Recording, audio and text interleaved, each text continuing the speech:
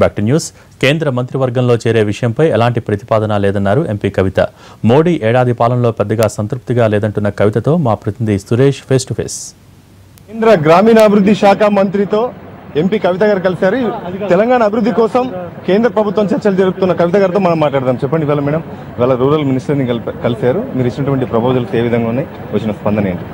ప్రధానంగా ఒకటండి, మన దగ్గర 9కి 9 జిల్లాలు హైదరాబాద్ కాకుండా వెనుకబడినటువంటి జిల్లాలు, కానీ వాటికి సంబంధించి మొత్తం ఉండేటటువంటి కేంద్రం నుండి వచ్చే బీఆర్జీఎఫ్ అనే ఫండ్ని టోటల్గా తీసేయడం జరిగింది మన బడ్జెట్లో. ఆ తర్వాత చాలా సఫర్ అవుతున్నాం మనం, వేరియస్ స్కీమ్స్లో కూడా తగ్గించడం జరిగింది. సో ఇప్పుడు ఉండేటటువంటి స్కీమ్స్లో వారికి ఉన్నటువంటి అవకాశంలో మ్యాక్సిమం మన రాష్ట్రానికి ఎట్లా హెల్ప్ చేస్తారని వారిని అడగడానికి వెళ్ళడం జరిగింది. సో మిషన్ కాకతీయ కావచ్చు, వాటర్ గ్రిడ్ కావచ్చు, అదేవిధంగా నరేగాలో మన దగ్గర ఉన్నటువంటి ఉపాధి హామీ కింద ఇంకా పని దినాలని పెంచడం కావచ్చు, ఇటువంటి అంశాల మీద అన్నిటి మీద చర్చించడం జరిగింది. సో అల్టిమేట్గా 9 వెనుకబడ్డ జిల్లాలు ఉన్నటువంటి ఒక కొత్త రాష్ట్రానికి చేయూతనివ్వవలసిందిగా వారిని రిక్వెస్ట్ చేస్తాం. వారు కూడా చాలా స్కీమ్స్ చెప్పారు, హెల్ప్ చేస్తాను. మంత్రివర్గంలో చేరే విషయం పైన మీరు మాట్లాడే అవకాశం ఏమైనా ఉందా? అట్లాంటిది ఏం లేదు. నేను ఇదివరకు చెప్పిందే ఇప్పుడు మళ్ళీ కూడా చెప్తా ఉన్నాను. అటువంటి ప్రపోజల్ అక్కడ నుండి రాలేదు, మా దగ్గర నుండి లేదు. ప్రపోజల్ వచ్చినప్పుడు కదా ఆలోచించేదని ఇదివరకు చెప్పాను, ఇప్పుడు అదే చెప్పాను. 365 రోజులు మోడీ పాలన పూర్తవుతున్నటువంటి సందర్భం ఎలా చూస్తారు మీరు ఈ ఎన్డీఏ పాలనలో? మాటలు ఎక్కువ ఉన్నాయి, పని తక్కువ ఉంది. ఒక్క స్కీమ్ కూడా గ్రౌండ్ అయినట్టు కనపడడం లేదు. చాలా దేశాలు తిరగడము, ఫారెన్ పాలసీ మీద ఎక్కువ ఫోకస్ చేయడం అక్కడి వరకు బాగానే ఉంది, కానీ నిజంగా గ్రౌండ్లో జరగాల్సిన పని పెద్దగా జరగడం లేదు. అది ప్రభుత్వానికి తెలుసు, అందరికీ తెలుసు, మినిస్టర్స్ కూడా తెలుసు, మేమందరం కూడా అదే చెప్తా ఉన్నాం.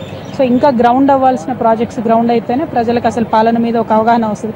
ఇప్పటివరకు ఏం గ్రౌండ్ అవ్వలేదు కాబట్టి ఏం పాలన జరిగినట్టయితే అనిపించింది. రీఆర్గనైజేషన్ యాక్ట్ పైన అమలు విషయంలో కేంద్ర ప్రభుత్వం వైఖరి ఎలా ఉందంటారు ఈ ఏడాదిలో మీరు?